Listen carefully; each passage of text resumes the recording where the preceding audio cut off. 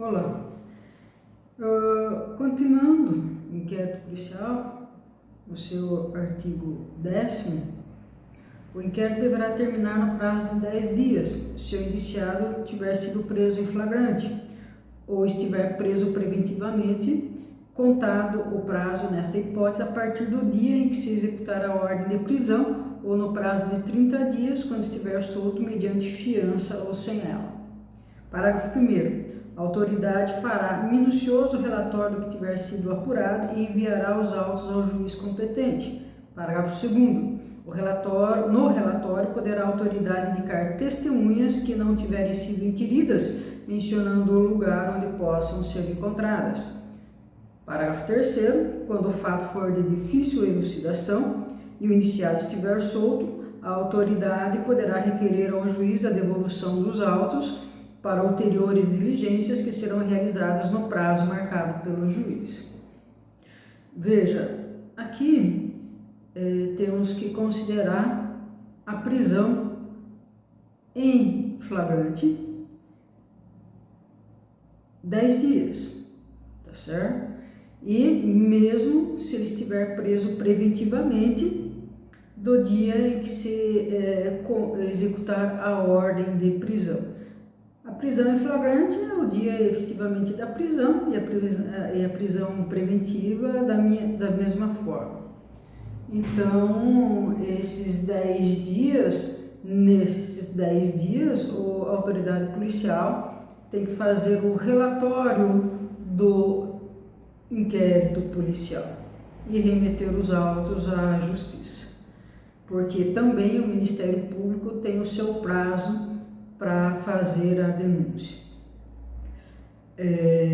Aqui temos que entender que às vezes a autoridade policial, o delegado, não consegue fazer as oitivas ou juntar a tempo todas as provas. Por exemplo, uma perícia de complexidade em que o perito, embora ele também tenha prazo para encaminhar quando é prisão em flagrante, prisão preventiva, mas se porventura não tiver chegado o laudo, ele pode protestar pelo envio posterior do laudo à justiça. E aqui, como faz referência ao parágrafo 2º, se não achou relevante ouvir aquela testemunha, ou se são só testemunhas que confirmem alguns fatos já levantados, explanados no inquérito, o delegado pode mencionar essas testemunhas no seu relatório. Então, o detetive tem que saber que, estando preso, o investigado, o acusado da prática de um crime, o prazo é bem reduzido. É 10 dias. Mas tem pessoas que falam, são 30 dias? Não. 30 dias se estiver solto. É evidente que esses 30 dias, se a autoridade policial não conseguir fazer a investigação no prazo de 30 dias estando solto, ele pode pedir a prorrogação do prazo. E o juiz, ouvido o Ministério Público, com certeza concorda com essa dilação. Temos que entender também que existe a prisão temporária. A prisão temporária foi pela Lei 7.960, de 89, ela fala no prazo de 5 dias, que o prazo de prisão temporária 5 dias.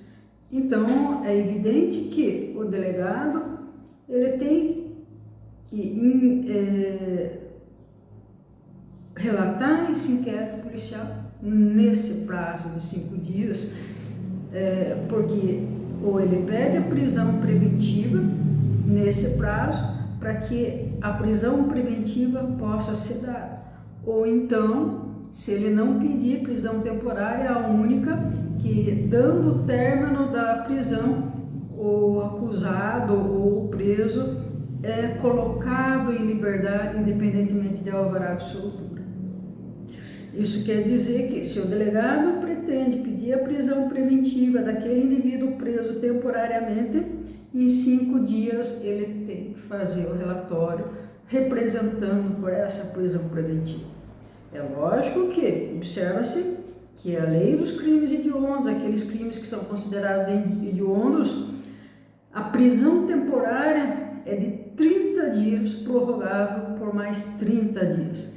Então, se entende que o delegado de polícia tem um prazo maior para concluir a investigação no caso de crime hediondo, que pode ser de 30 dias, prorrogável por mais 30 dias. E nesse prazo, o delegado tem que fazer o relatório ou representando pela prisão preventiva, ou se escoando o prazo de 30 dias, o delegado não tomar nenhuma providência, ele será imediatamente colocado em liberdade. Acontece de ser colocado em liberdade e continuar as investigações? Acontece. Se o delegado pede, por exemplo, a prisão temporária, é dado 5 dias, não é caso de prisão de crime hediondo, e ele entende que precisa de mais provas para aquele indivíduo, ou apareceu novos indícios que seja outro indivíduo, ele pode até oficiar o juiz de direito, né, para um alvará de soltura antes do prazo de 5 dias, se entender que não é aquele indivíduo, eu vou entender. Prisão temporária, prisão para investigação. É essencialmente para essa finalidade.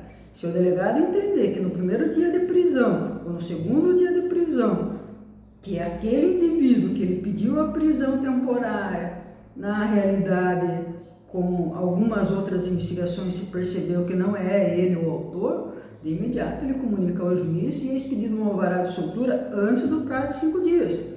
E se não se conseguiu nesses 5 dias e ele não consegue relatar o inquérito policial pedindo a prisão preventiva, se escoa 5 dias, o indivíduo é colocado em liberdade.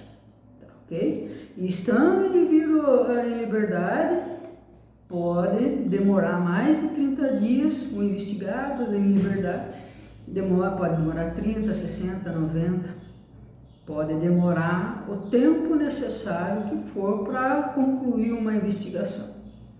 É lógico, sob o crivo do Ministério Público e do juiz de direito. Ok? Isso é relevante para o detetive? Sem dúvida. Ele tem que perceber as situações, a situação processual que se encontra e correr com a sua diligência, por exemplo, localizar uma parte, né?